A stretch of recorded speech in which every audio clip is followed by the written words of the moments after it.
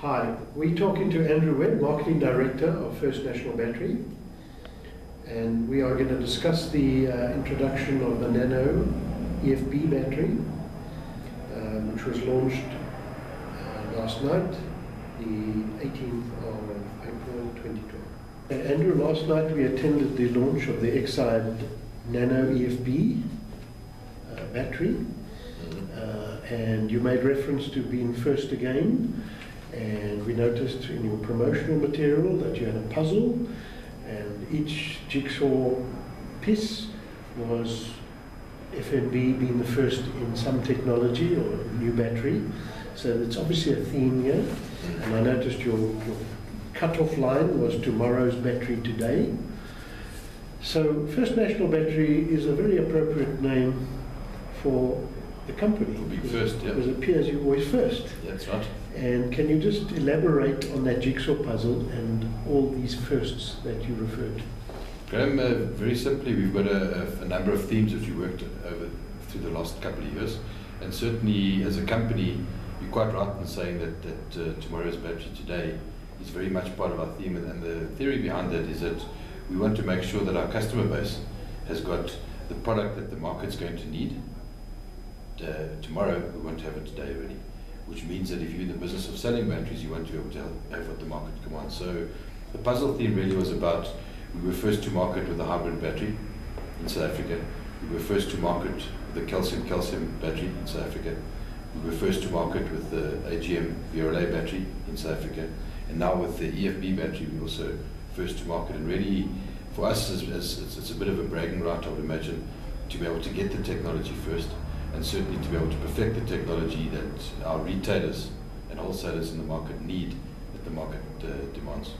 And that's a strategy of our company, certainly, which we'll carry forward.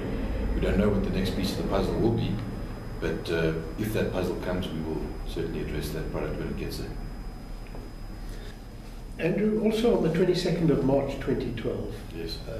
First National Battery announced the new technology batteries for the BMW, the new BMW 3 Series, which you referred to as VRLA batteries. Correct. And apparently this is also a first for South Africa. Yeah.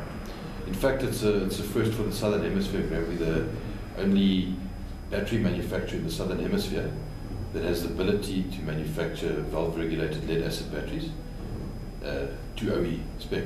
And the main reason why we went that route, and some 2 years ago we launched the product already, is in anticipation of building it specifically for BMW's start-stop vehicles that they'll be building in Rusland.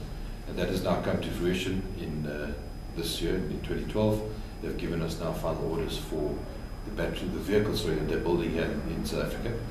And some of those vehicles will be sold locally, and some will be exported with our product inside them. So essentially, the valve-regulated lead-acid battery was developed in our minds for BMW, but certainly the rest of the market will be using that product as time goes by, and more start-stop vehicles are introduced.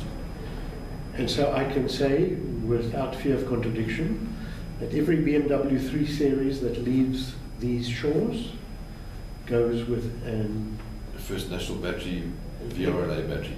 A First National VRLA battery. Correct. Not an Exide though. It would not show Exide. It's manufactured in our plant, but the original equipment manufacturers use their name on the battery, so it'll be a BMW battery, but manufactured by ourselves. Yes. Coming back to the Nano EFB. Yes. Enhanced flooded battery. Correct. It was designed to provide a cost-effective battery for stop-start cars. Or I should say start-stop cars. Yep.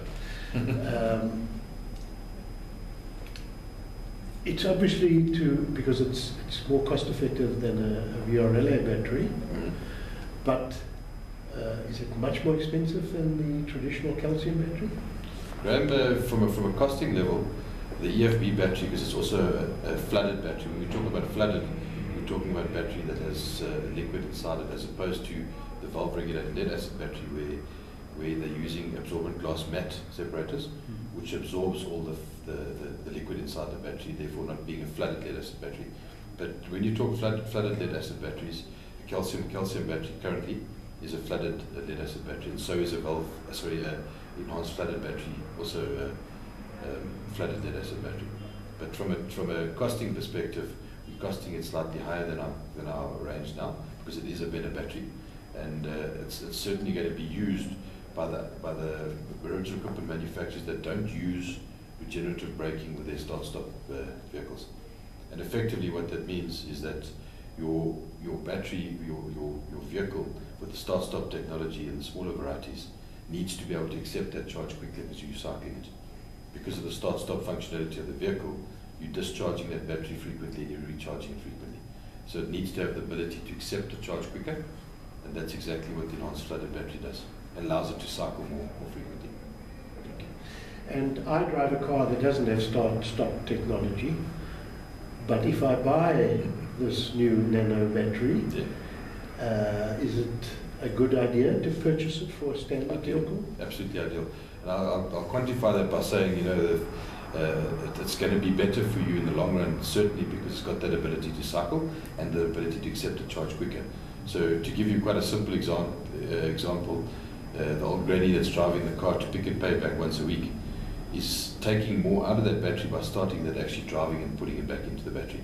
This specific battery, because it's got the ability to accept the charge of the alternator a lot faster, will therefore last you longer.